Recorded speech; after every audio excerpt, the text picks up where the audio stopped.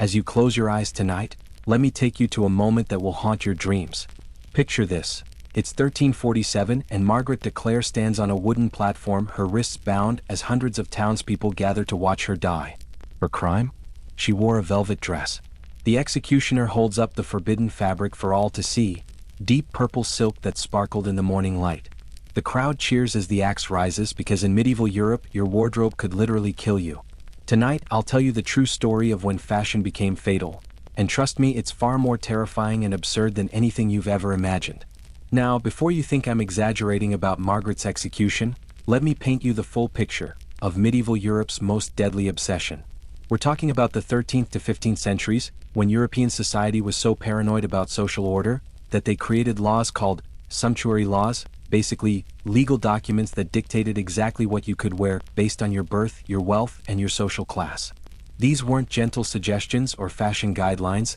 these were laws punishable by death, torture, imprisonment, and public humiliation. Imagine living in a world where the wrong shade of blue could get you burned at the stake, where owning a silver button as a peasant meant facing the gallows, where the length of your sleeves determined whether you lived to see another sunset.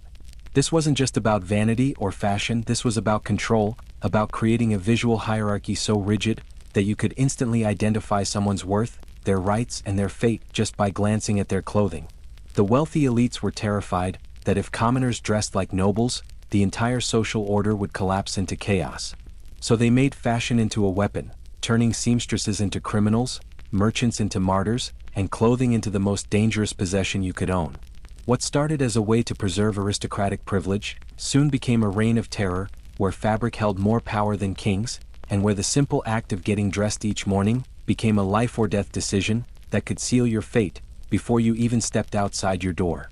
To truly understand how medieval Europe became obsessed with clothing as a marker of life and death, we need to dive into the twisted psychology behind their visual hierarchy system, because this wasn't just about pretty dresses or fancy hats. This was about creating a human catalog where every person walking down the street could be instantly categorized, evaluated, and judged simply by the thread count of their sleeves. Picture medieval society as a giant pyramid, with the king at the top wearing ermine fur and cloth of gold, while peasants at the bottom were legally required to dress in rough wool dyed only in brown or gray, and here's where it gets absolutely insane. Every single social class in between had their own specific dress code, written into law and enforced by death. A knight could wear silk, but only in certain colors. A merchant's wife could have silver buttons, but only 3 per garment. A baker could afford linen, but never in white because white linen was reserved for those born into nobility. The church played a massive role in this madness, preaching that God himself had ordained this social order, and that wearing clothing above your station wasn't just breaking man's law, it was literally defying divine will, which meant your soul was damned for eternity, and your body deserved earthly punishment. What's truly fascinating is how quickly people learned to read these clothing signals. A single glance at someone's hemline could tell you whether they were worth befriending, marrying, doing business with, or avoiding entirely, and this created a society where fashion became a form of armor, protection, and weapon, all rolled into one deadly package. The wealthy spent fortunes not just on beautiful clothing but on making sure their outfits screamed their social superiority from across a crowded marketplace, while the poor lived in constant fear that accidentally wearing something too nice, even if they found it, inherited it, or stole it, could result in immediate arrest, torture, and execution. But here's what makes this system even more disturbing. Children as young as 5 years old were taught to recognize these clothing hierarchies. Parents would point to passing strangers and whisper, "See that man's belt buckle, he's above us, bow your head,"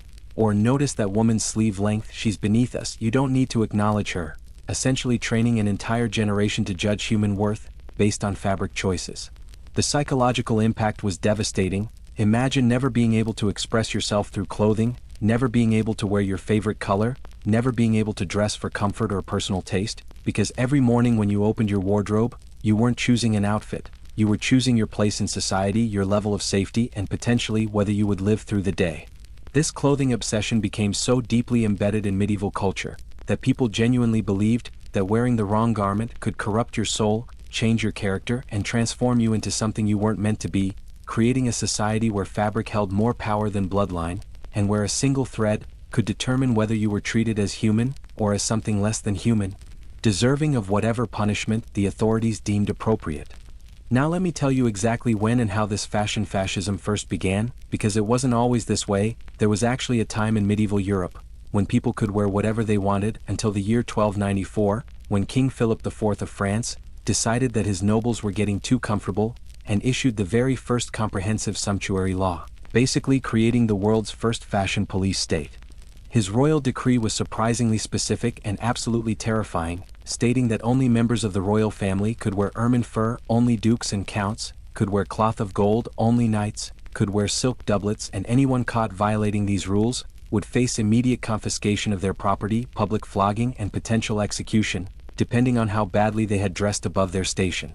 But Philip's law was just the beginning, because once other European rulers saw how effectively clothing regulations could control their populations, they started a medieval arms race of increasingly ridiculous and deadly fashion restrictions. England's Edward III, not to be outdone, created laws in 1337 that regulated everything from the width of shoe soles to the number of buttons allowed on a single garment, declaring that peasants could have no more than 12 buttons total on their entire outfit, while merchants were limited to silver buttons and only nobles could wear gold ones. Italy took this madness to even greater extremes, with Florence passing laws in 1330 that not only regulated clothing materials, but also mandated specific hairstyles, jewelry limitations, and even perfume restrictions, because apparently smelling too good was also a crime against social order. What's absolutely mind-boggling is how detailed these laws became. German territories created regulations that specified the exact length of men's tunics, measured in inches, the precise width of women's sleeves, the number of pearls allowed on a dress, and even the thread count of acceptable fabrics for each social class. Enforcement became an entire industry, with appointed officials called sumptuary officers who walked through markets, attended church services, and patrolled streets, literally measuring people's clothing, counting their buttons, examining fabric quality, and issuing citations, fines, and arrest warrants for fashion violations. These officers carried measuring sticks, fabric identification charts, and color samples, turning every public appearance into a potential court case. The penalties were equally insane. First-time offenders might lose their clothing and be forced to walk home naked. Second-time violators faced imprisonment, and repeat offenders could be branded, mutilated, or executed, depending on the severity of their fashion crimes. What makes this even more surreal is that the laws kept changing. Kings would suddenly decide that a particular color was now exclusively royal. Merchants would wake up to discover that their entire wardrobe had become illegal overnight, and families would be torn apart when one member accidentally wore something that violated new regulations. The psychological terror was immense. People lived in constant fear of accidentally breaking laws they didn't even know existed. Parents would inspect their children's clothing multiple times before letting them leave the house, and neighbors would report each other for the smallest violations, creating a society where fashion became a form of surveillance, control, and systematic oppression that made getting dressed more dangerous than going to war. But nothing, and I mean absolutely nothing, could have prepared medieval Europe for what happened in Florence on September 15, 1378, during what historians now call the Silk Merchants' Massacre, an event so brutal and bizarre that it fundamentally changed how clothing laws were enforced across the entire continent. It started with a wealthy silk trader named Giovanni de' Medici, not the famous banking family, but a different branch, who had built his fortune importing forbidden fabrics from Constantinople, secretly selling them to wealthy merchants' wives, who desperately wanted to dress like nobility, but legally couldn't. Giovanni's underground fashion network was incredibly sophisticated. He had secret tailors, hidden warehouses, encrypted customer lists, and even bribed guards who would look the other way when his clients wore their illegal silk gowns to private parties and religious ceremonies. The authorities had been tracking him for months, but Giovanni was clever. He never kept large quantities of silk in one place. His customers paid in cash, and his tailors worked from their homes, making it nearly impossible for sumptuary officers to build a solid case against him. Everything changed when Maria Corsini, the wife of a prominent banker, decided to wear her illegal silk dress, dyed in royal purple, to her daughter's wedding in broad daylight, in front of hundreds of witnesses, including several sumptuary officers, who immediately recognized the forbidden fabric. Under interrogation and facing execution for her fashion crime, Maria broke down completely and revealed not only Giovanni's entire operation, but also provided names, addresses, and detailed descriptions of every customer who had purchased illegal clothing, essentially destroying dozens of lives to save her own neck. The authorities planned their raid meticulously, surrounding Giovanni's main warehouse at dawn, expecting to find maybe 20 or 30 people involved in the illegal fashion trade, but what they discovered was absolutely staggering. Inside that warehouse, they found over 200 people, merchants, tailors, dyers, seamstresses, and customers, all caught red-handed, with rooms full of illegal silk, forbidden colors, prohibited jewelry, and clothing that violated virtually every sumptuary law that had ever been written. The scene that followed was pure medieval brutality. The authorities decided to make an example that would terrify anyone who might consider breaking clothing laws, so they marched all 200 prisoners through the streets of Florence, stripped them of their illegal clothing, and forced them to walk naked to the town square. But the humiliation was just the beginning, because once they reached the square, the real horror started. Public executions began immediately, with the most egregious violators, those wearing purple silk or cloth of gold, beheaded first, while the crowd cheered and applauded. The executions continued for 3 days straight, with 127 people ultimately losing their lives for the crime of wearing beautiful clothing, their heads displayed on pikes, as a warning to anyone who might consider dressing above their station. The remaining 73 prisoners received various punishments. Some had their hands cut off so they could never sew again, others were branded on their faces with symbols indicating their fashion crimes, and a few were banished forever, forced to leave Florence, with nothing but the rags on their backs. What makes this massacre even more disturbing is the public reaction. Instead of being horrified by the mass execution of people whose only crime was wanting to wear pretty clothes, the citizens of Florence celebrated. They threw parties, composed songs about the event, and praised the authorities for protecting social order. The Silk Merchants Massacre became legendary throughout Europe. Other cities used it as a model for their own clothing law enforcement, and within months similar raids and executions were happening across France, England, and German territories, creating a continent-wide reign of terror, where fashion became more dangerous than warfare, plague, or famine combined. After the Florence massacre sent shockwaves across Europe, you'd think people would have learned their lesson and simply accepted their clothing restrictions, but medieval folks were far more creative and rebellious than history gives them credit for, and they immediately began developing the most ingenious, ridiculous, and sometimes fatal workarounds to these fashion laws that you could possibly imagine. The first major loophole was discovered by a clever merchant's wife in Paris named Isabelle de Montfort, who realized that while the law prohibited her from wearing silk dresses, it said absolutely nothing about silk undergarments. So she began hosting elaborate dinner parties where she would accidentally spill wine on her outer wool dress, forcing her to remove it in front of guests, revealing the most gorgeous silk chemise underneath, technically legal, but absolutely scandalous. Word of Isabel's trick spread like wildfire through the merchant class, and soon wealthy women across Europe were having mysterious clothing accidents, convenient tears in their outer garments, sudden rainstorms that required immediate clothing changes, and mysterious food spills that necessitated stripping down to their illegal but technically hidden silk underlayers. Men developed their own clever schemes. Since they couldn't wear cloth of gold, they began sewing tiny gold threads into the inner linings of their cloaks, invisible to sumptuary officers during casual inspection, but flashing brilliantly when the wind caught their garments just right, creating a secret signal system among the wealthy merchant class. The hat trick became legendary among Italian bankers, who discovered that while they couldn't wear jeweled crowns or golden circlets, there was no specific law against wearing multiple hats simultaneously, so they would layer cheap wool caps over expensive silk ones, over forbidden velvet ones, creating towering hat constructions that looked ridiculous but were technically legal, and could be quickly dismantled if officers approached. Jewelry smuggling became an art form, with women sewing precious gems into their hair, hiding pearl necklaces under high necklines, and even swallowing small diamonds before public appearances, then retrieving them later, because while wearing jewelry was illegal, apparently having jewelry inside your body was technically not covered by existing laws. The most dangerous trick involved color manipulation. Since certain colors were forbidden to lower classes, creative merchants began using vegetable dyes that looked brown or gray in dim light, but revealed forbidden purples, blues, or reds when exposed to bright sunlight, essentially wearing illegal colors that were camouflaged as legal ones,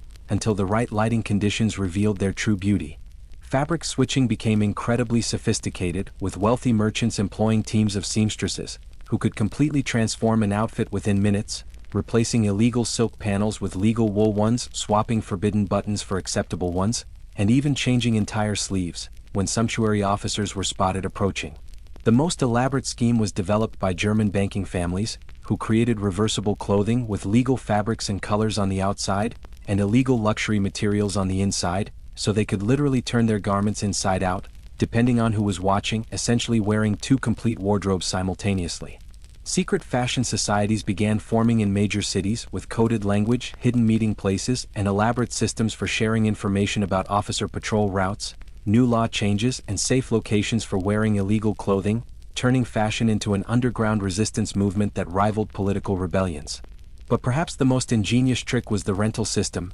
pioneered by Venetian merchants, who realized they could technically own illegal clothing without wearing it, so they created elaborate costume rental services, where wealthy clients could borrow forbidden garments for specific events, wear them for a few hours, then return them, technically never owning the illegal items, just temporarily possessing them. These workarounds created a cat-and-mouse game between authorities and fashion rebels, with new laws being written specifically to close loopholes, while creative merchants immediately began developing new tricks to circumvent the updated regulations, turning medieval Europe into a continent-wide fashion battlefield, where creativity, rebellion, and the desperate desire to look beautiful constantly battled against oppressive laws, social control, and the ever-present threat of execution, creating an underground fashion culture that was more dangerous, more exciting, and more innovative than anything the legal fashion world could offer.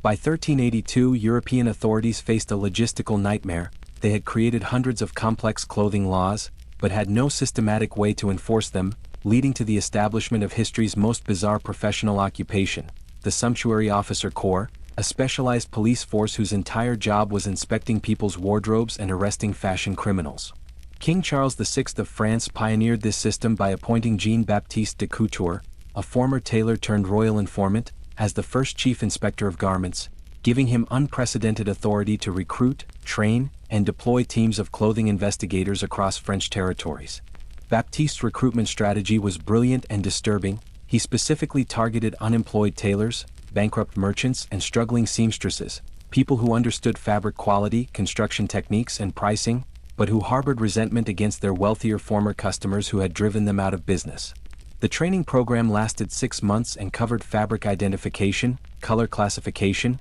measurement techniques, legal procedures, interrogation methods, and combat skills, because arresting someone for wearing silk often resulted in violent resistance from both the accused and their families. Each officer received a standard toolkit, measuring sticks for sleeve lengths and hem heights, color comparison charts for identifying illegal dyes, magnifying glasses for examining thread quality, scales for weighing jewelry, and detailed legal manuals explaining penalties for various violations. The officers worked in pairs, with one focusing on technical fabric analysis while the other handled crowd control and arrests, and they were required to file detailed reports for every inspection, creating the medieval world's most comprehensive fashion surveillance database. Their daily routine was methodically planned, starting at dawn in residential areas, checking people leaving their homes for work, then moving to markets and shops during busy morning hours, patrolling churches during services, and ending at taverns and gathering places in the evenings, ensuring comprehensive coverage of all social interactions. Payment was incentive-based. Officers earned commissions for successful arrests, bonuses for discovering expensive illegal items, and special rewards for uncovering organized fashion smuggling operations, creating a system where these inspectors were financially motivated to find violations, whether they existed or not.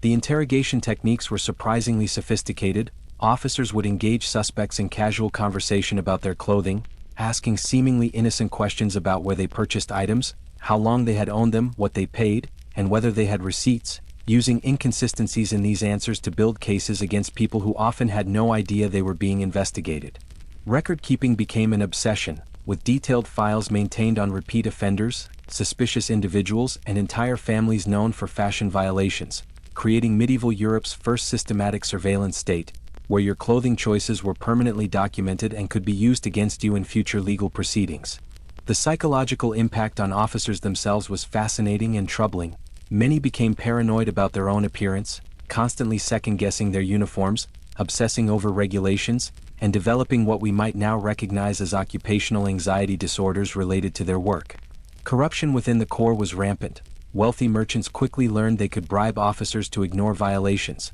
leading to a two-tiered enforcement system where the rich continued wearing illegal clothing while the poor faced increasingly harsh penalties for minor infractions. Regional competition between different sumptuary officer units led to escalating enforcement tactics, with French officers trying to out-arrest their English counterparts, Italian units developing more sophisticated detection methods, and German corps implementing harsher penalties, creating a continental arms race in fashion policing. The officers developed their own internal culture, complete with specialized jargon, secret hand signals for communicating during raids, unofficial uniforms that distinguished them from regular guards, and even social hierarchies based on successful arrest records and the value of confiscated items. Training manuals from this period reveal the bizarre specificity of their education, with detailed chapters on identifying silk versus linen through touch, distinguishing genuine pearls from glass imitations, recognizing hand embroidery versus machine work, and calculating the precise value of confiscated garments for legal purposes.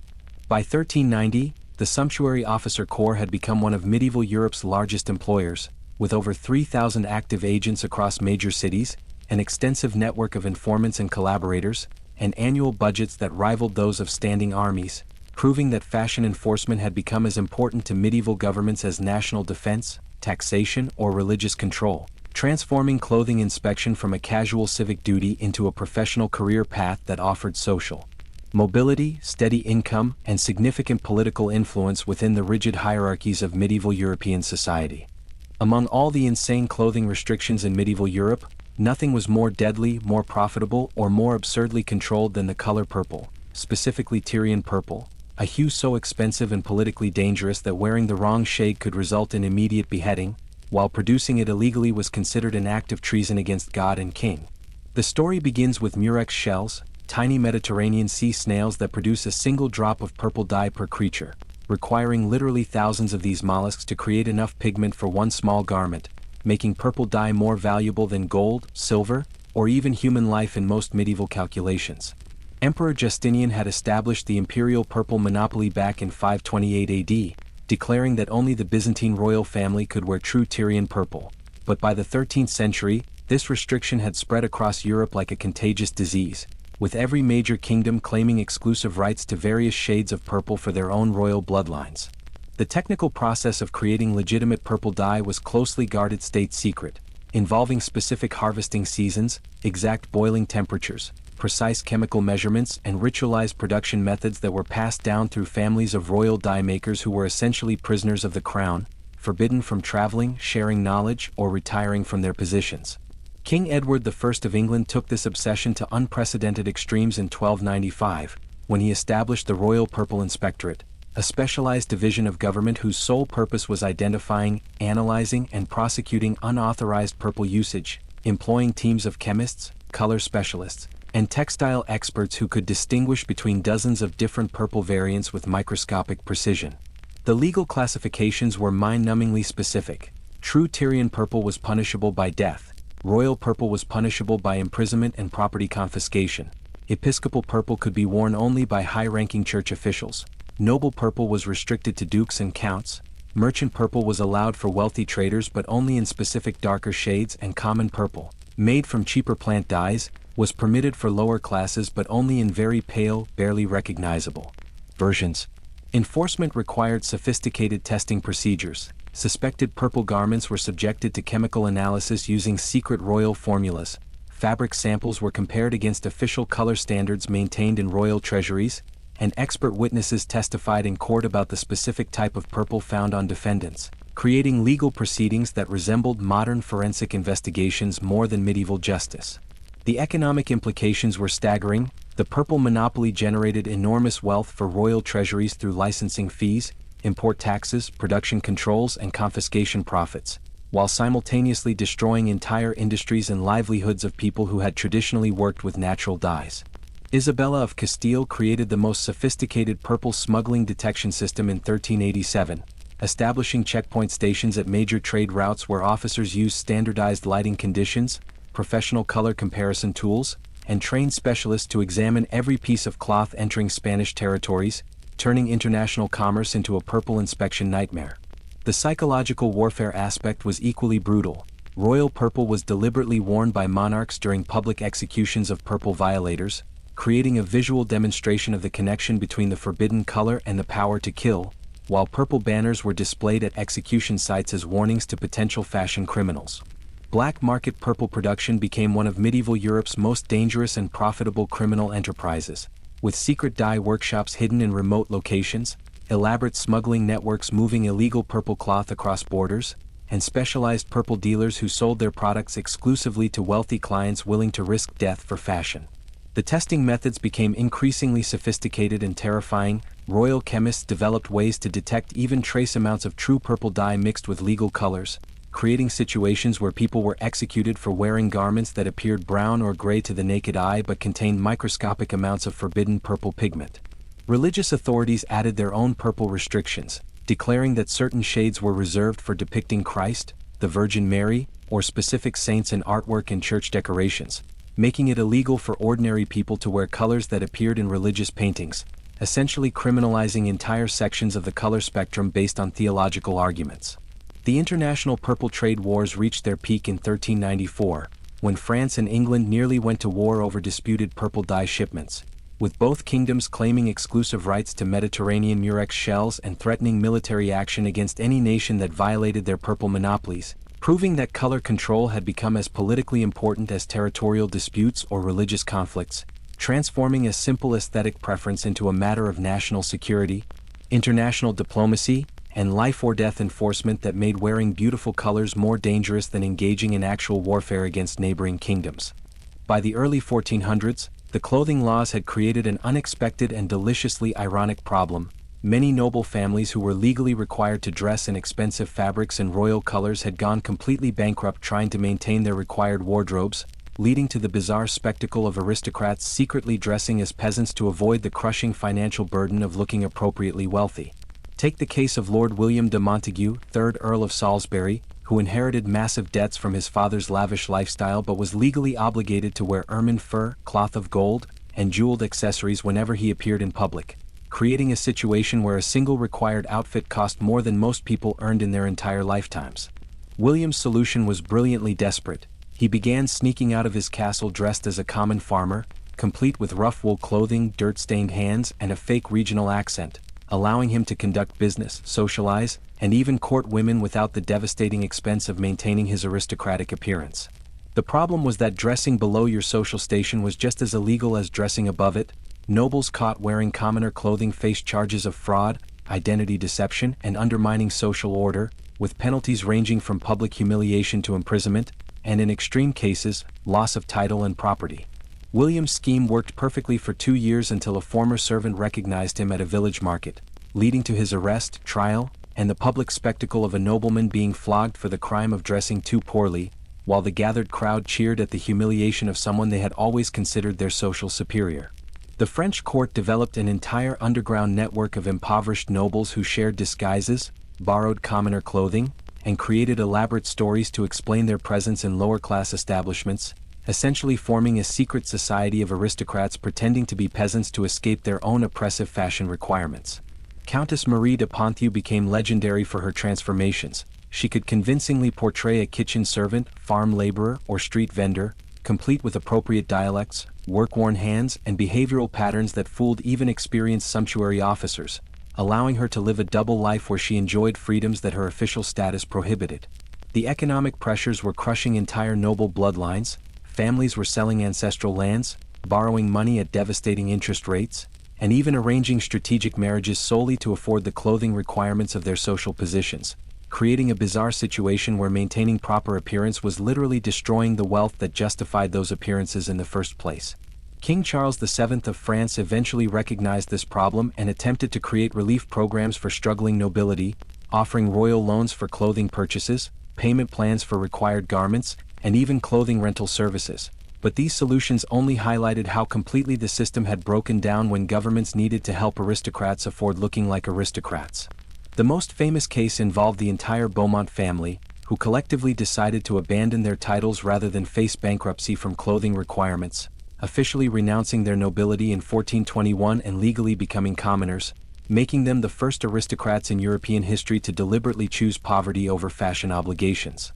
Secret tailors began specializing in reversible clothing for struggling nobles, garments that looked appropriately aristocratic from the front but were constructed with cheaper materials and techniques on the back and sides, creating optical illusions that satisfied legal requirements while dramatically reducing costs, though discovery of such deceptive clothing was punishable by both fines and imprisonment. The psychological toll on these impoverished nobles was severe. Many developed what we might now recognize as anxiety disorders related to public appearances, constantly worrying about being discovered, inspected, or reported by former friends, servants, or family members who might recognize them in their peasant disguises. Regional authorities began conducting random noble verification checks, where suspected aristocrats in commoner clothing were subjected to detailed questioning about their backgrounds, family histories, and social connections, with wrong answers leading to immediate investigation and potential charges of identity fraud or social deception. The irony was complete when several genuinely wealthy merchants began dressing as impoverished nobles,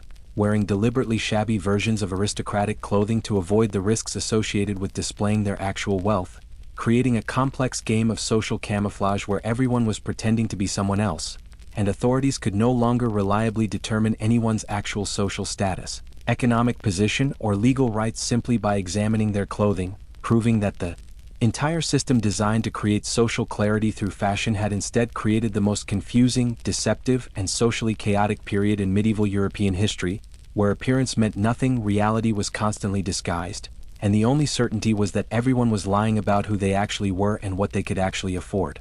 The year 1428 marked the beginning of what historians quietly refer to as the Hat Wars, a genuinely violent conflict that erupted across German territories when competing cities began mandating different hat styles as symbols of political allegiance, economic philosophy, and religious devotion, transforming simple headwear into battlefield markers that determined whether you lived, died, or got beaten unconscious in the streets. It started in Cologne, where the city council declared that all loyal citizens must wear pointed hats with brims no wider than 4 inches, while their rival city Dusseldorf immediately countered by requiring round hats with specific crown heights, essentially drawing battle lines based on hat geometry and creating a situation where traveling between cities meant changing your entire head profile or facing immediate violence. The pointed hat faction, calling themselves the Spitzenhut, developed an elaborate philosophy around their preferred headwear, claiming that pointed hats directed prayers more efficiently toward heaven, demonstrated sharp business acumen, showed respect for church spires, and proved their wearers possessed superior intelligence concentrated in the hat's peak, while round hat supporters, the Rundhut, argued that circular hats represented the perfect unity of God's creation, showed democratic equality among citizens, demonstrated peaceful intentions, and proved their wearers understood the harmonious balance of the natural world. What began as municipal fashion requirements quickly escalated into genuine tribal warfare, with pointed hat wearers attacking round hat supporters in markets, taverns, and even churches, while round hat gangs retaliated by burning pointed hat shops, assaulting pointed hat manufacturers, and publicly humiliating anyone caught wearing geometrically inappropriate headwear.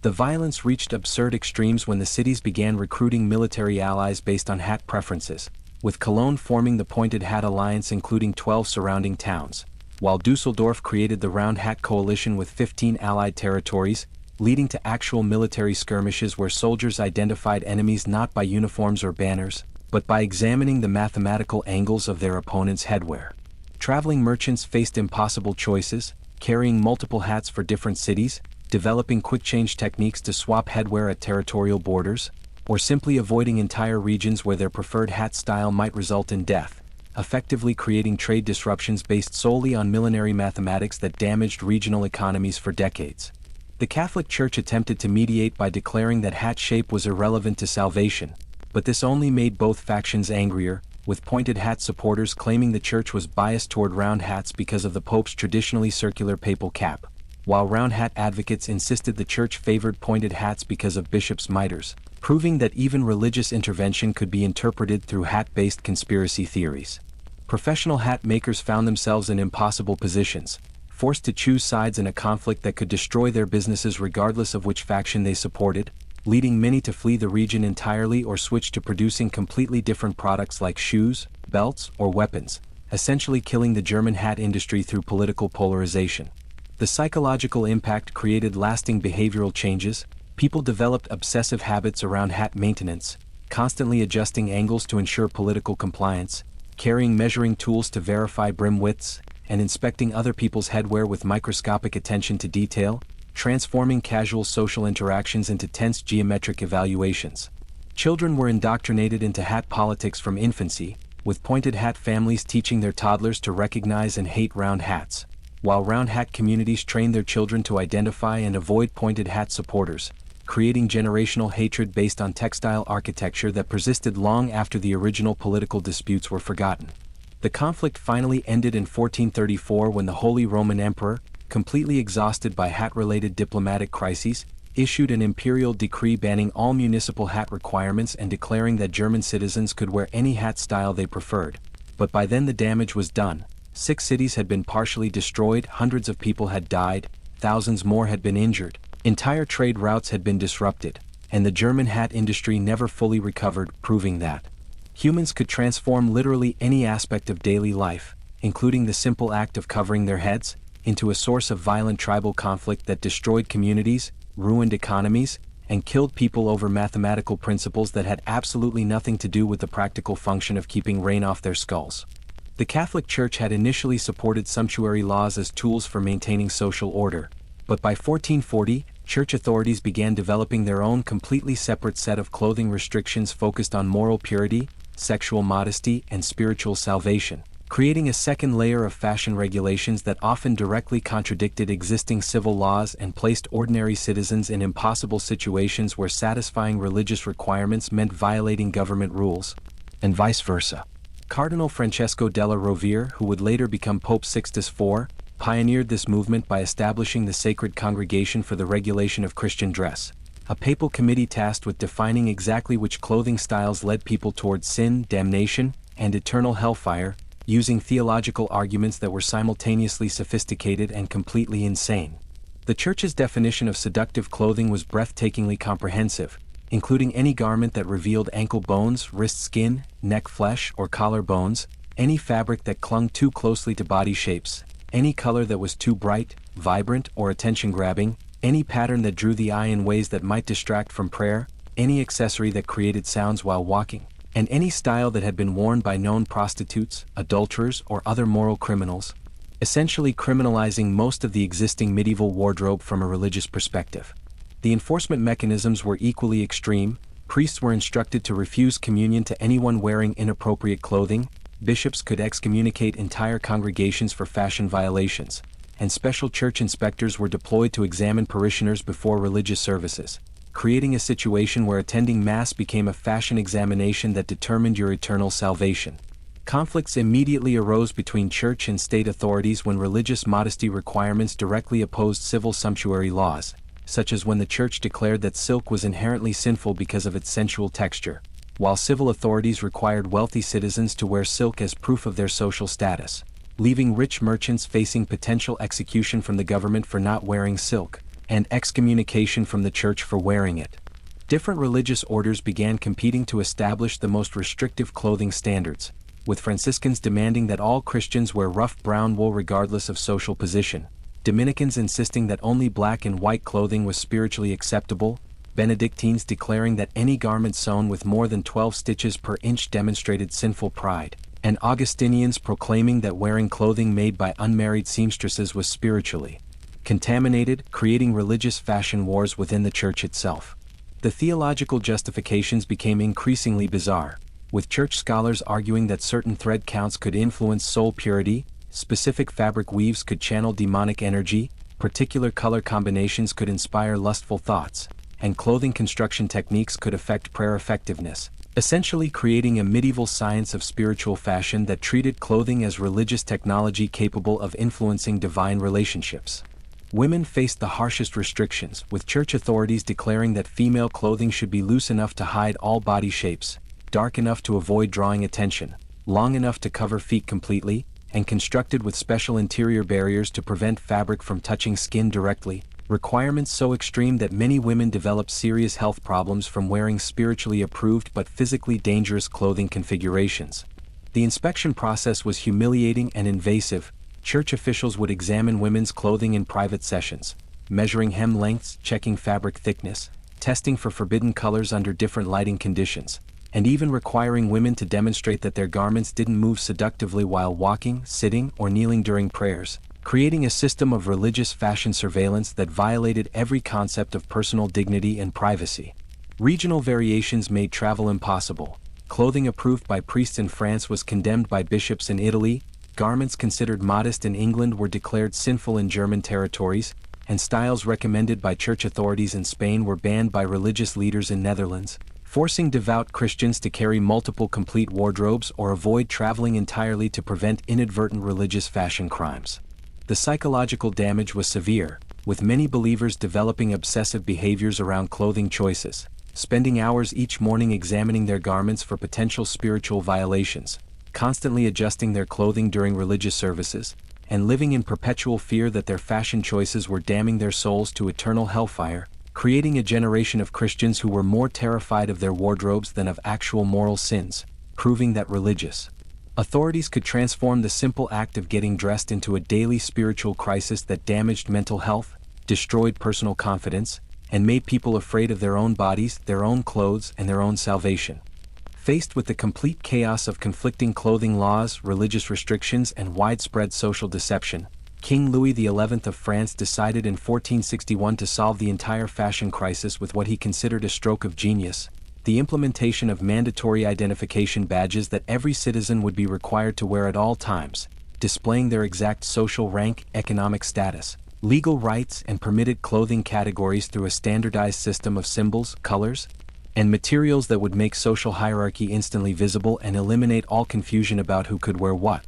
The badge system was meticulously designed by the Royal Committee for Social Identification, featuring copper badges for peasants, bronze badges for craftsmen, silver badges for merchants, gold badges for lesser nobility, platinum badges for high nobility, and specially crafted jeweled badges for royal family members, with each badge engraved with specific symbols indicating the wearer's occupation, hometown, family lineage, income level, and legal clothing permissions, essentially creating a medieval version of identity cards that you wore on your chest. The manufacturing process became a massive government undertaking, employing thousands of metal workers, engravers, jewelers, and administrative clerks to produce over 2 million individual badges, each one custom designed according to detailed personal information collected through comprehensive census surveys that documented every citizen's genealogy, financial assets, professional skills, and social connections, making it the largest bureaucratic project in French history. Citizens were required to wear their badges prominently on their chest at all times,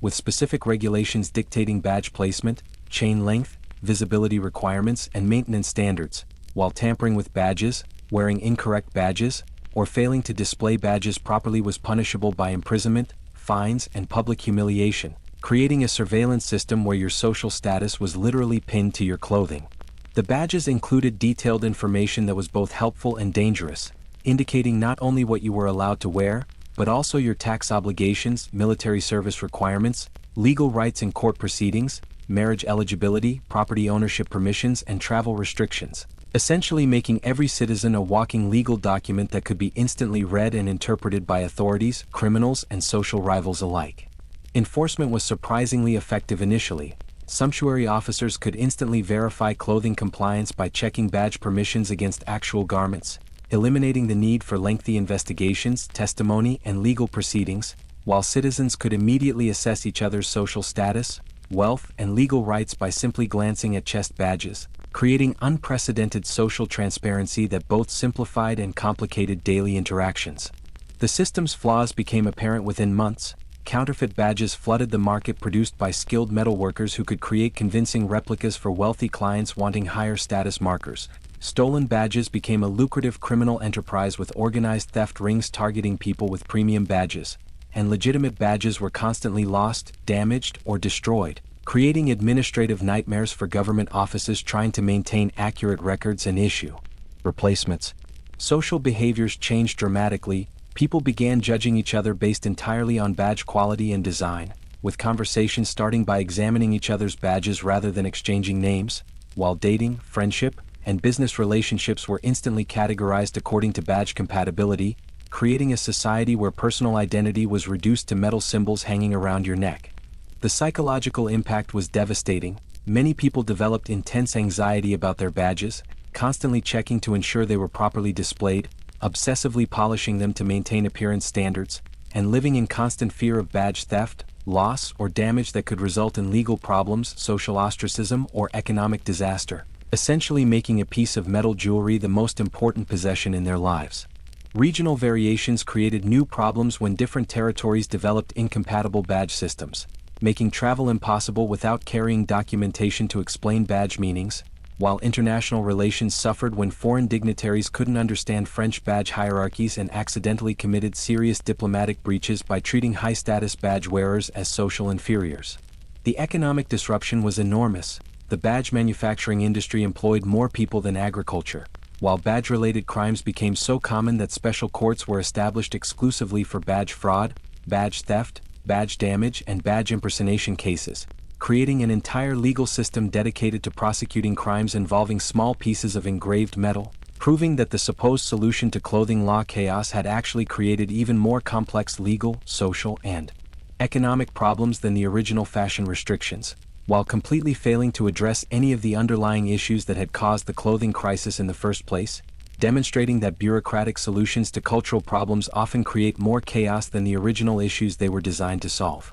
The most incomprehensible atrocity in the entire history of fashion law occurred on March 13, 1465, in the German city of Augsburg, when municipal authorities, driven completely insane by years of escalating clothing violations and bureaucratic frustration, decided to make the ultimate statement about fashion compliance by publicly executing 200 citizens whose only crime was wearing clothing with unauthorized golden buttons, creating a mass murder event so horrifically disproportionate that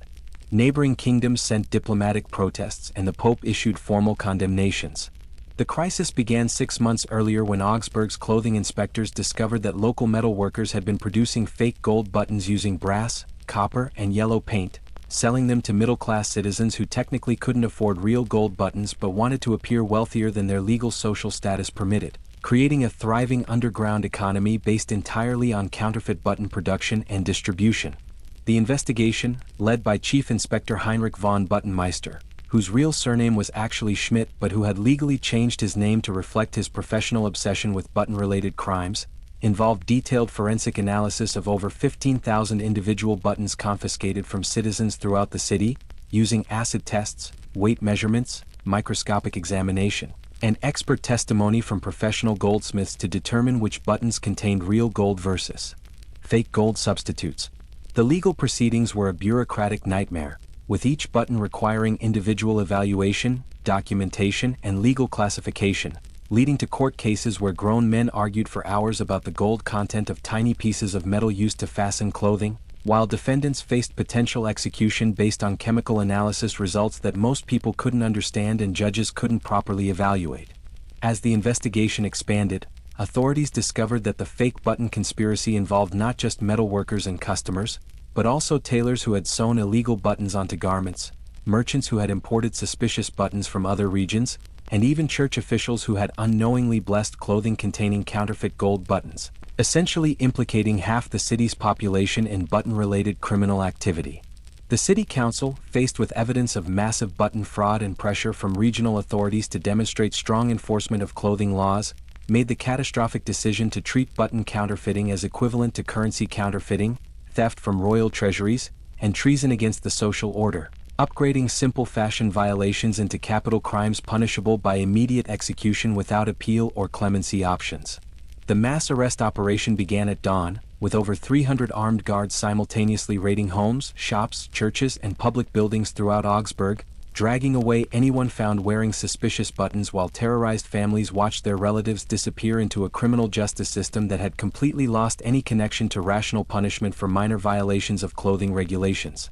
The trial process was rushed, biased, and predetermined, with judges spending less than 5 minutes per case, examining confiscated buttons under magnifying glasses, checking forensic reports, and pronouncing death sentences based almost entirely on chemical analysis results, while defendants were given no opportunity to explain their button acquisition, demonstrate financial hardship, or appeal their sentences to higher authorities. The execution site was prepared with industrial efficiency, featuring multiple gallows, chopping blocks, and burial pits designed to process dozens of simultaneous executions, while city authorities organized the event as a public spectacle intended to demonstrate the consequences of fashion law violations to the remaining population and visiting merchants from other regions. The actual executions were conducted over 3 days, with authorities deliberately varying the execution methods to create maximum psychological impact, using hanging, beheading, and public burning for different categories of button crimes, while forcing the entire city population to attend and witness every single execution as a mandatory educational experience about fashion law compliance.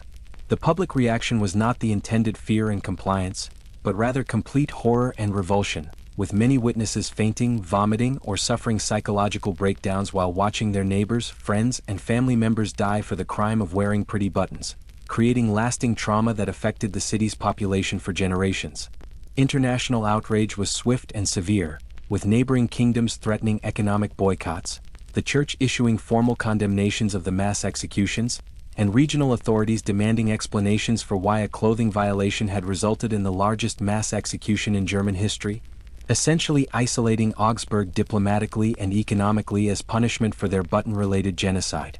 The horrific mass execution in Augsburg sent shockwaves throughout Europe, but instead of terrorizing people into clothing compliance, it triggered the opposite reaction, sparking a series of violent uprisings known as the Vestment Rebellions, where peasants and merchants across multiple kingdoms simultaneously decided they would rather die fighting for fashion freedom than live under oppressive clothing tyranny, creating revolutionary movements that used clothing violations as symbols of political resistance against aristocratic authority. The first major uprising erupted in Kent, England in September 1465, when over 3,000 peasants, led by a charismatic blacksmith named Thomas Clothbreaker, organized mass clothing violations by simultaneously wearing forbidden silk scarves during Sunday church services, essentially daring authorities to arrest the entire congregation and creating a direct confrontation between religious worship and fashion law enforcement. The rebellion's manifesto was surprisingly sophisticated, declaring that God had created colors, fabrics, and beauty for all humans to enjoy, not just for aristocrats who had claimed exclusive rights to creation's gifts through artificial human laws that contradicted divine intention, while arguing that clothing restrictions violated natural law, Christian charity, and basic human dignity by creating artificial hierarchies that God had never intended. Thomas Clothbreaker's strategy was brilliant. He organized coordinated clothing violations across multiple villages simultaneously, making it impossible for authorities to arrest everyone without completely shutting down local economies, religious services, and social functions, essentially using mass civil disobedience to demonstrate that clothing laws were only enforceable when people submitted voluntarily to their authority. The government's response was predictably violent, with King Edward IV dispatching 1,500 armed soldiers to suppress the fashion rebellion, leading to pitched battles where peasants fought professional warriors while wearing silk dresses,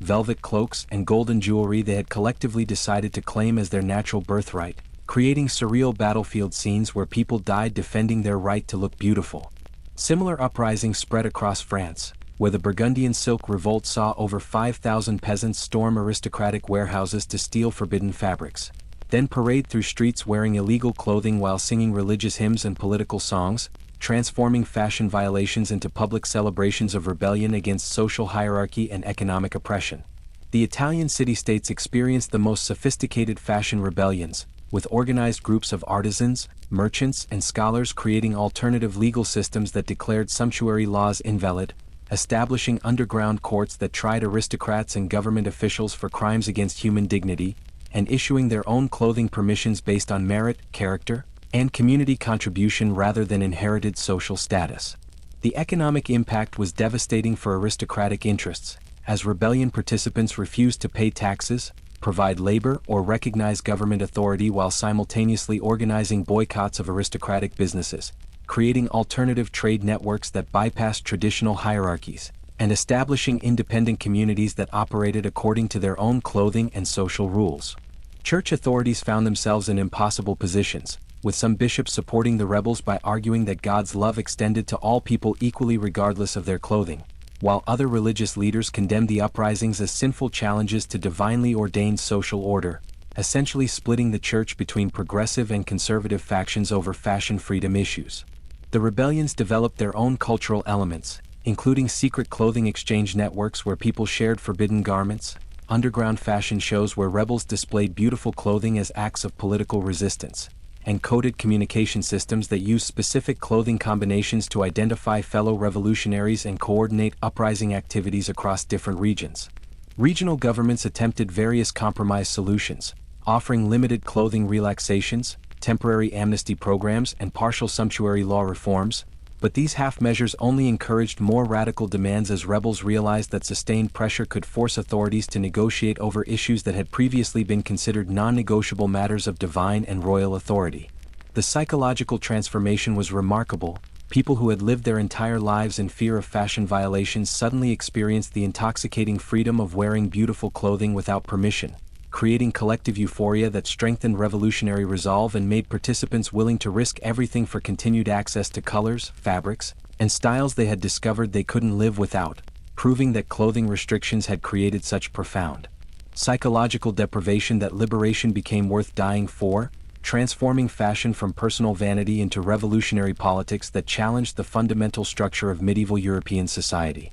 The most legally bizarre and philosophically twisted case in medieval fashion jurisprudence occurred in 1467, when Master Guillaume de Couture, the most skilled tailor in Paris, was put on trial not for wearing illegal clothing, but for creating illegal clothing for his customers, raising unprecedented legal questions about whether craftsmen could be held criminally responsible for enabling other people's fashion crimes, and whether technical skill itself could become a criminal offense when applied to socially inappropriate projects. Guillaume's case began when authorities discovered he had been secretly creating magnificent silk gowns, velvet doublets, and cloth of gold ceremonial robes for wealthy merchant families who were legally forbidden from owning such garments, using his extraordinary abilities to craft clothing so beautiful and technically perfect that it rivaled the wardrobes of kings and queens, essentially democratizing luxury fashion through superior craftsmanship. The legal charges against Guillaume were unprecedented, including conspiracy to undermine social hierarchy, enabling fashion fraud, corrupting public morality through excessive beauty, practicing craft skills above his social station, and the completely invented crime of sartorial treason, which prosecutors argued occurred when commoners created clothing too beautiful for their social position, thereby insulting God, king, and natural order through inappropriate artistic achievement. The trial became a philosophical circus, with prosecutors arguing that Guillaume's superior tailoring skills gave him unfair advantages over aristocratic tailors, that his ability to create beauty beyond his social station was inherently criminal, that his willingness to serve merchant customers demonstrated disloyalty to the aristocratic class system, and that his technical expertise in forbidden fabrics proved premeditated criminal intent to violate social boundaries through professional competence. Guillaume's defense was both simple and revolutionary. He argued that God had given him talent for creating beautiful clothing, that his skills were natural gifts that shouldn't be restricted by human laws, that beauty itself couldn't be criminal regardless of who wore it, that he was simply practicing his profession to the best of his abilities, and that punishing craftsmen for being too skilled would destroy all incentives for excellence, innovation, and artistic achievement across every profession. The prosecution brought in expert witnesses including rival tailors who testified that Guillaume's work was suspiciously superior to what commoners should be capable of producing, aristocratic fashion experts who argued that such high-quality clothing could destabilize social order by making merchants indistinguishable from nobles, and church officials who claimed that excessive beauty in clothing was inherently sinful and corrupting regardless of who created or wore it. The evidence presented was absurdly detailed, featuring dozens of Guillaume's illegal creations displayed in court like criminal exhibits, with prosecutors pointing to specific stitching techniques, fabric manipulation methods, and decorative elements as proof of criminal intent, while expert witnesses provided technical testimony about thread counts, seam construction, and embellishment complexity as if they were discussing murder weapons rather than beautiful clothing. Guillaume's public support was enormous, with hundreds of craftsmen, artists, and skilled workers attending the trial to show solidarity with a man being prosecuted for excellence in his profession, while many ordinary citizens saw the case as an attack on merit, talent, and hard work in favor of inherited privilege and aristocratic mediocrity. The theological implications were debated extensively, with progressive priests arguing that God's gifts should be celebrated regardless of social status, while conservative religious authorities insisted that using divine talents inappropriately was blasphemous and that Guillaume should have restricted his abilities to match his social position rather than exceeding aristocratic standards through superior skill and dedication. The final verdict was politically motivated compromise. Guillaume was found guilty of the newly created crime of excessive professional competence, sentenced to have his hands branded to mark him as a dangerous craftsman, forbidden from working with silk or precious materials ever again, and required to teach his techniques exclusively to aristocratic tailors who would use his methods to maintain their social superiority, essentially punishing innovation while ensuring that aristocrats could benefit from the skills they had tried to criminalize, proving that medieval justice could simultaneously condemn and exploit the same human achievements. The conviction and brutal punishment of Master Guillaume triggered the largest, most coordinated and most destructive fashion uprising in medieval European history, known as the Great Vesture Rebellion of 1468, where over 50,000 people across 6 different kingdoms simultaneously abandoned all pretense of clothing law compliance, openly wore whatever garments they desired, and violently resisted any attempts by authorities to enforce sumptuary restrictions, creating a continent-wide revolution that transformed personal fashion choices into a direct challenge against the entire aristocratic power structure. The rebellion began on All Saints' Day, November 1, 1468, with a coordinated action plan through secret networks of craftsmen, merchants, religious reformers and disaffected nobles, where participants simultaneously appeared in public wearing their most forbidden clothing items, from peasants draped in silk and velvet to merchants sporting cloth of gold accessories, creating visual spectacles that instantly communicated revolutionary intent to both supporters and authorities. The symbolic power was overwhelming as entire city populations emerged from their homes dressed in clothing that violated every existing sumptuary law, transforming ordinary marketplaces, church services and public gatherings into massive displays of civil disobedience where the simple act of getting dressed became a political statement against centuries of oppressive social control. Paris experienced the most dramatic scenes, with over 15,000 rebels gathering in the central square wearing forbidden purple garments while burning copies of sumptuary laws, official color charts and sumptuary officer uniforms,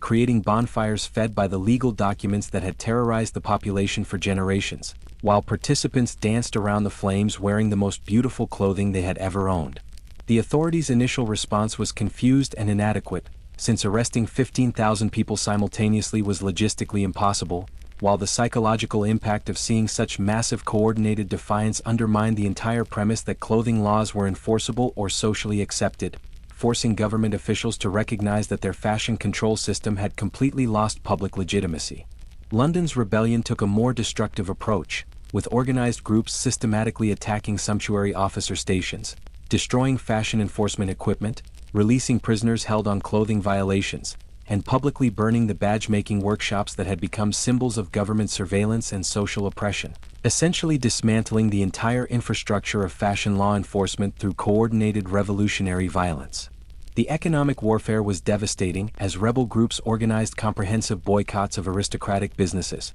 refused to pay taxes or fees related to clothing regulations, established alternative trade networks that ignored social status restrictions, and created underground markets where forbidden clothing could be bought, sold, and traded freely, effectively creating parallel economies that operated outside government control. Religious authorities found themselves facing impossible choices, with many priests joining the rebellion by appearing in services wearing silk vestments and blessing participants wearing forbidden clothing, while conservative bishops tried to maintain support for social hierarchy but faced congregations that refused to accept religious justifications for economic and social oppression based on clothing restrictions. The rebellion's organization was sophisticated beyond anything authorities had anticipated, featuring coordinated communication systems using clothing signals to identify supporters, establish meeting locations and coordinate simultaneous actions across different cities, while rebel leaders maintained contact through networks of traveling merchants, craftsmen, and religious pilgrims who carried messages disguised as normal business correspondence. Regional variations created different tactical approaches, with German rebels focusing on destroying sumptuary law documents and legal records, French participants emphasizing public displays of forbidden fashion, Italian groups organizing alternative legal systems that tried aristocrats for crimes against human dignity, and English rebels concentrating on economic warfare through boycotts and alternative trade networks. The psychological transformation was profound, as people who had lived in fear of their own wardrobes for decades suddenly experienced the liberating joy of wearing beautiful clothing without permission, creating collective euphoria that strengthened revolutionary commitment and made participants willing to defend their fashion freedom against any government response, regardless of the personal costs or legal consequences. Government attempts to negotiate compromise solutions failed completely, since rebel demands had evolved beyond simple clothing law reforms to include fundamental changes in social hierarchy, economic opportunity, legal rights, and political representation, essentially using fashion freedom as a catalyst for broader revolutionary changes that threatened the entire aristocratic system of medieval European society.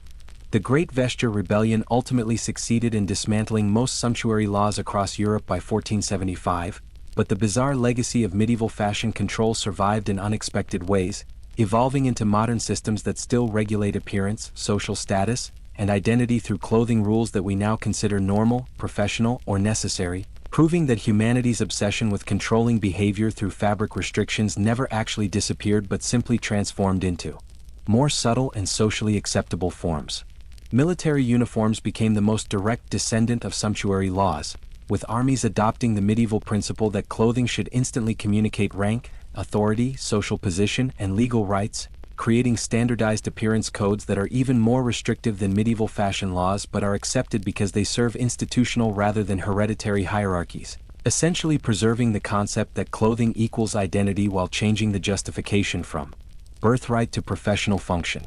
Corporate dress codes represent another evolution of medieval clothing control, with companies establishing detailed regulations about appropriate fabrics, colors, styles, and accessories that employees must follow to maintain their positions, creating workplace hierarchies communicated through appearance standards that would be instantly recognizable to medieval sumptuary officers, though modern enforcement uses economic pressure rather than physical violence to ensure compliance. School uniform policies directly trace their origins to medieval badge systems, requiring students to wear standardized clothing that identifies their institution, grade level, and social position while eliminating individual expression in favor of collective identity, using the same psychological principles that medieval authorities employed to create visual hierarchies and reduce social mobility through appearance control. Professional licensing systems evolved from medieval guild restrictions, with doctors, lawyers, judges, and other professionals required to wear specific garments that communicate their authority, expertise, and social position,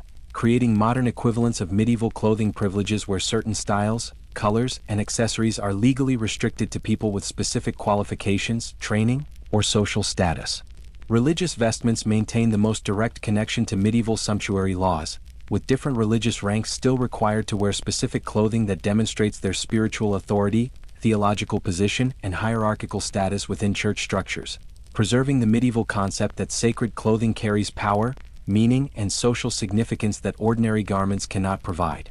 Wedding dress traditions represent perhaps the strangest survival of medieval color restrictions, with white wedding dresses becoming mandatory in many cultures not because of inherent beauty or symbolic meaning, but because white fabric was historically expensive and socially restricted, making modern brides unconsciously participate in medieval luxury display rituals that demonstrate family wealth, social status, and cultural conformity through clothing choices. Fashion industry luxury marketing deliberately exploits medieval sumptuary psychology by creating artificial scarcity, exclusive access, and status signaling through expensive clothing that serves the same social functions as medieval restricted fabrics, with designer labels functioning as modern equivalents of royal color monopolies, making ordinary people pay premium prices for the psychological satisfaction of wearing socially elevated clothing. Immigration and citizenship ceremonies often require specific clothing standards that echo medieval identification systems, with new citizens required to dress appropriately for official proceedings, while passport photos and identification documents continue the medieval practice of using appearance to verify social status, legal rights, and cultural belonging through standardized visual representation. Criminal justice systems still use clothing as evidence of guilt, social class, and criminal intent, with defendants encouraged to dress respectably for court appearances while judges wear robes that communicate authority and social position, preserving medieval concepts that appearance reflects character, social value, and moral worth in ways that influence legal outcomes. Sports uniforms evolved from medieval team identification systems, with elaborate rules about colors, designs, numbers, and accessories that create tribal identities, territorial claims, and hierarchical structures that generate passionate loyalty and violent conflicts remarkably similar to the medieval hat wars, proving that humans still use clothing to create group identity and justify aggressive behavior against differently dressed opponents. Even modern fashion trends maintain medieval sumptuary psychology through seasonal color declarations, style authorities, and social pressure to conform to changing appearance standards that demonstrate cultural awareness, economic resources, and social acceptability, creating voluntary compliance with appearance restrictions that medieval authorities could only dream of achieving through legal enforcement, proving that humanity's fundamental need to judge social worth through clothing choices remains as powerful and destructive today as it was during the deadliest periods of medieval European fashion tyranny.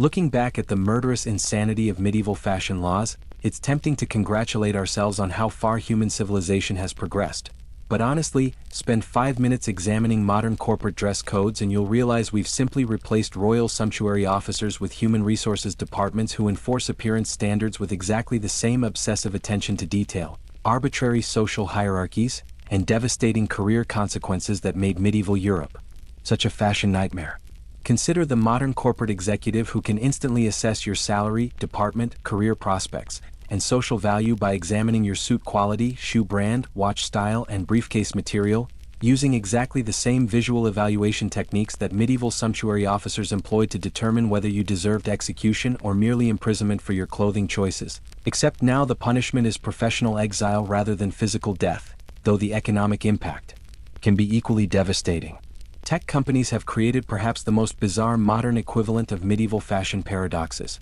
where wearing expensive clothing is considered inappropriate and potentially career-damaging, while wearing deliberately cheap, casual, or unconventional clothing becomes a status symbol that communicates creativity, intelligence, and cultural belonging, essentially inverting medieval sumptuary logic while maintaining exactly the same psychological pressure to conform to arbitrary appearance standards that have nothing to do with job performance. Banking and law firm dress codes represent direct descendants of medieval noble clothing requirements, with junior employees required to spend enormous percentages of their income on specific suits, ties, shoes, and accessories that demonstrate their commitment to institutional hierarchy, while senior partners wear slightly different variations of the same clothing to signal their elevated status, creating modern guilds where appearance compliance determines career advancement regardless of actual competence or merit. Women's corporate fashion requirements are particularly reminiscent of medieval church restrictions on seductive clothing, with elaborate rules about skirt lengths,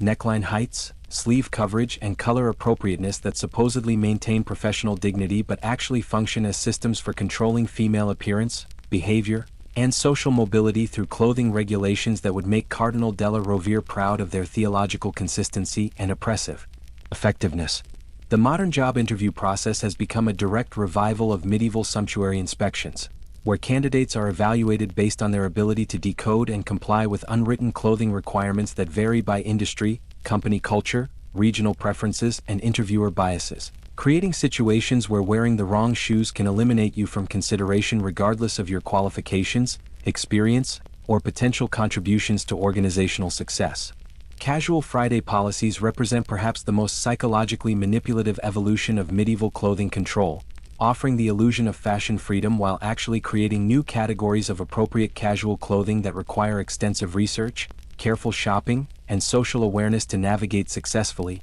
essentially expanding the range of potential fashion mistakes while maintaining institutional control over employee appearance and behavior. Professional conferences and networking events have evolved into modern equivalents of medieval court gatherings, where attendees engage in elaborate social positioning through clothing choices, with participants spending thousands of dollars on outfits designed to communicate expertise, success, and industry knowledge through visual signals that have virtually nothing to do with actual professional competence or valuable contributions to their fields. The business travel wardrobe has become a modern version of medieval noble travel requirements, with professionals required to pack multiple complete outfit changes for different types of meetings, social events, and cultural contexts, while maintaining appropriate appearance standards across different time zones, climate conditions, and cultural expectations that can change dramatically within a single business trip.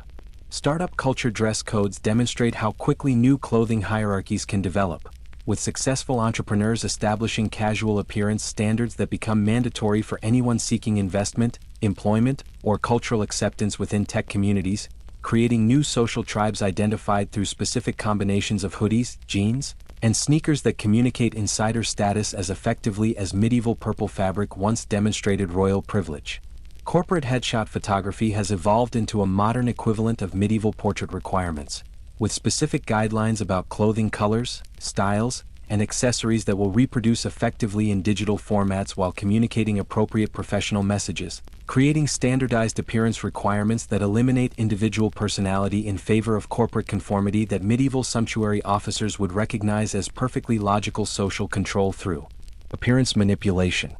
So what exactly have we learned from this completely insane journey through medieval Europe's deadliest fashion obsession? other than the fact that humans will literally kill each other over the most ridiculous things imaginable, and that our species has an apparently unlimited capacity for transforming basic survival needs like staying warm and dry into elaborate systems of social oppression, economic exploitation, and violent enforcement that make simple clothing decisions more dangerous than actual warfare? The most obvious lesson is that whenever authorities start regulating personal appearance for supposedly noble reasons like maintaining social order, preserving traditional values, or protecting public morality, you can be absolutely certain that the real motivation is controlling behavior, limiting social mobility, and protecting existing power structures through arbitrary rules that have nothing to do with the stated justifications and everything to do with keeping people afraid, compliant, and too worried about minor violations to challenge major injustices. Medieval sumptuary laws perfectly demonstrate how quickly reasonable-sounding regulations can escalate into murderous insanity,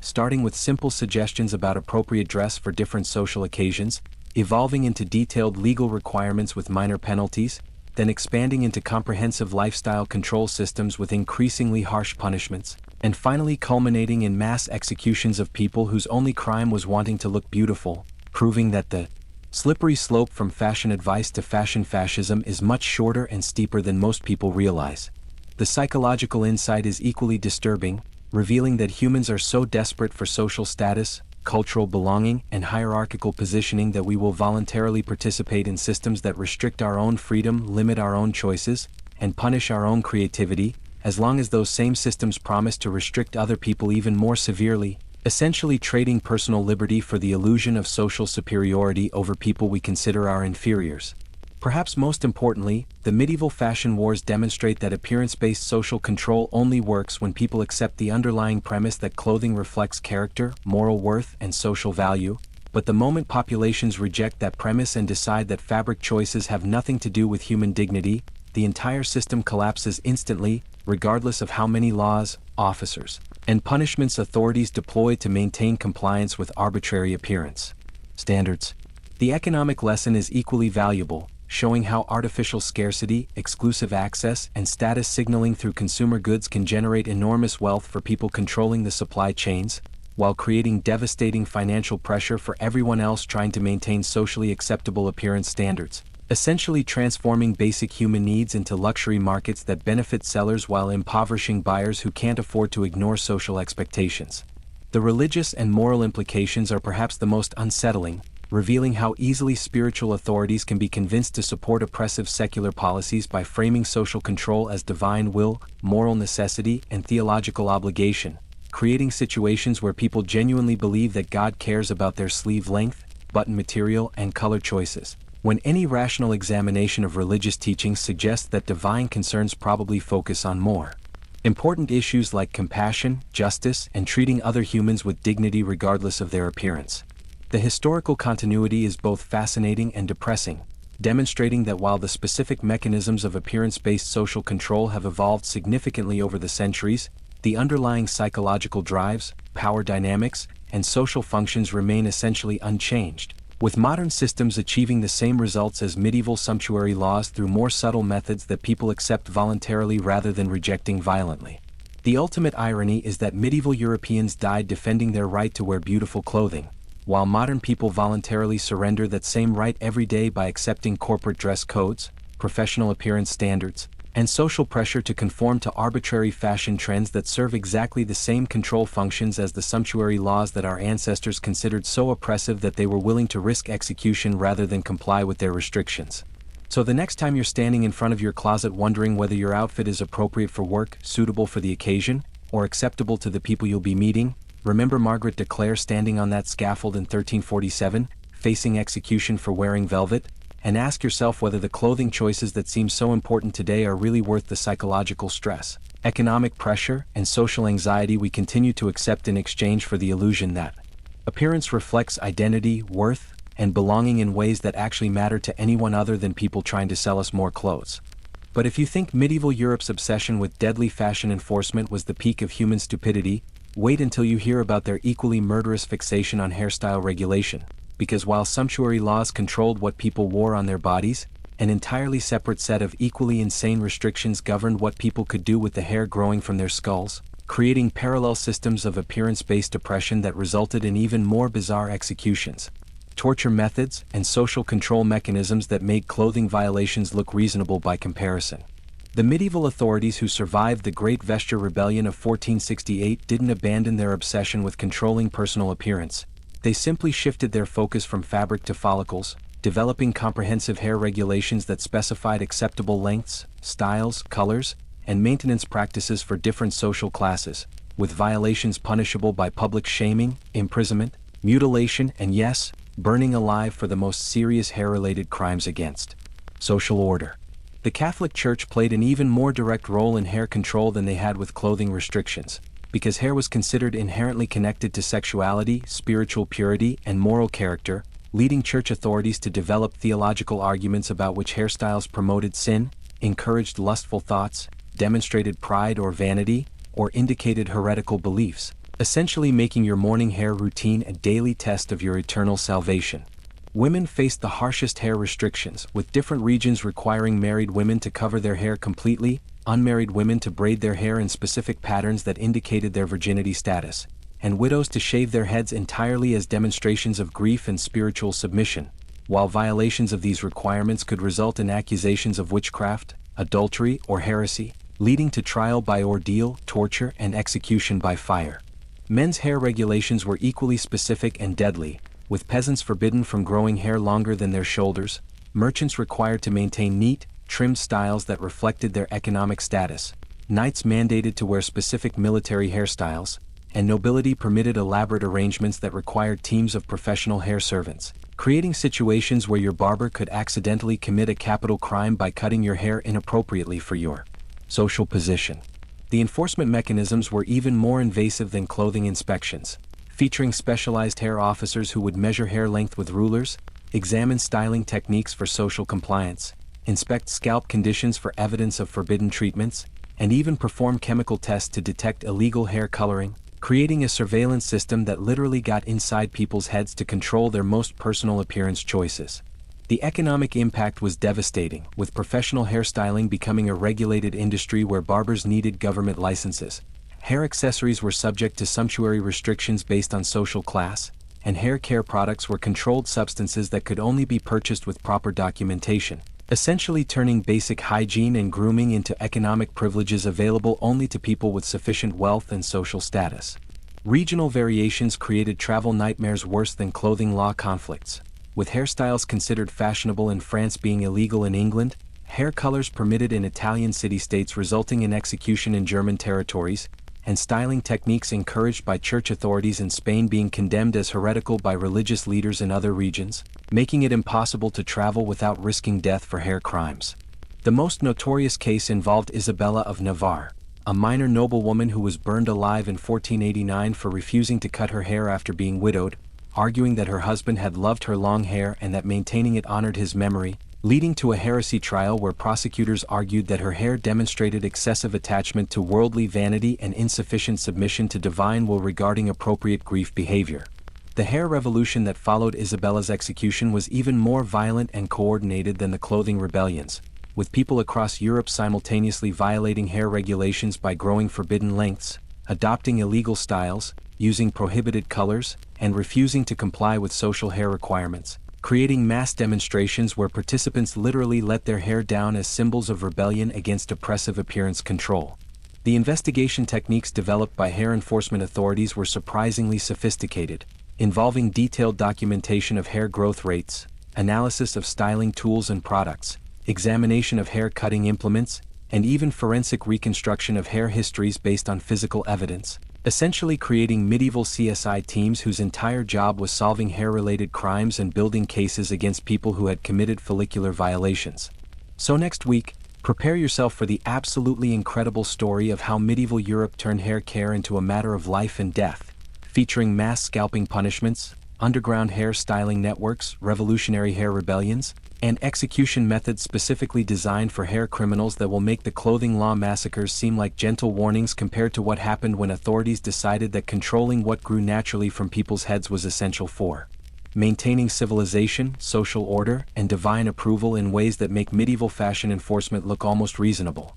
And there you have it, the complete, utterly insane and unfortunately true story of how medieval Europe turned clothing into a weapon of mass destruction, transforming the simple human need to stay warm and look presentable into a continent-wide reign of terror that killed thousands of people, destroyed entire economies, sparked violent revolutions, and created social control systems so oppressive that they make modern authoritarianism look like gentle suggestions by comparison, all because aristocrats were so terrified of losing their social status that they were willing to murder anyone who dared to wear pretty colors, nice fabrics, or attractive accessories without proper governmental permission.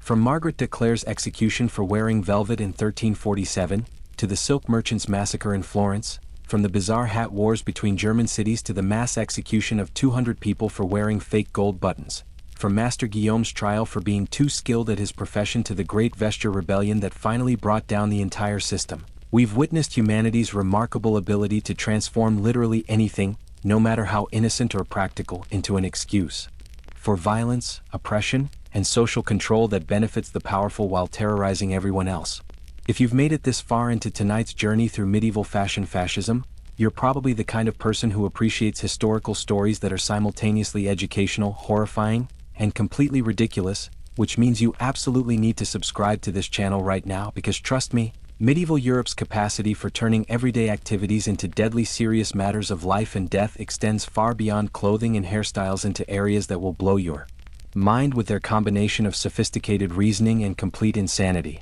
Hit that subscribe button immediately, because next week's hair horror story is just the beginning of our exploration into medieval Europe's most bizarrely deadly obsessions, including their murderous approaches to table manners, where using the wrong fork could result in public execution, their lethal regulations of musical instruments, where playing unauthorized melodies was considered treasonous, their violent enforcement of sleep schedules, where going to bed at incorrect times was punishable by torture, and their absolutely insane attempts to regulate laughter, where laughing too loudly, too softly, or at inappropriate moments could result in having your tongue cut out, your teeth pulled, or your entire mouth sewn shut as punishment for acoustic social violations. Ring that notification bell as well because these stories are researched from actual historical documents, legal records, and court proceedings that prove medieval people really were this obsessed with controlling every aspect of human behavior through increasingly elaborate systems of rules, punishments, and social surveillance that make modern privacy concerns seem quaint and reasonable by comparison. Share this video with anyone who complains about dress codes, workplace appearance requirements, or social pressure to conform to fashion trends, because after learning about people who were literally beheaded for wearing silk scarves, modern clothing expectations seem like gentle suggestions rather than oppressive restrictions, though as we discussed, the psychological mechanisms and social functions remain disturbingly similar across the centuries. Leave a comment telling me which part of this medieval fashion nightmare surprised you the most, whether it was the mass executions, the religious justifications, the underground fashion rebellion networks, or the sophisticated enforcement techniques, because I genuinely want to know which aspects of historical human stupidity are most shocking to modern audiences who think they've seen everything contemporary society can offer in terms of arbitrary rules and senseless violence. Like this video if you appreciate the research effort that went into uncovering these incredibly detailed historical records, because finding reliable documentation about medieval sumptuary laws, fashion law enforcement techniques, and clothing-related executions required digging through archives,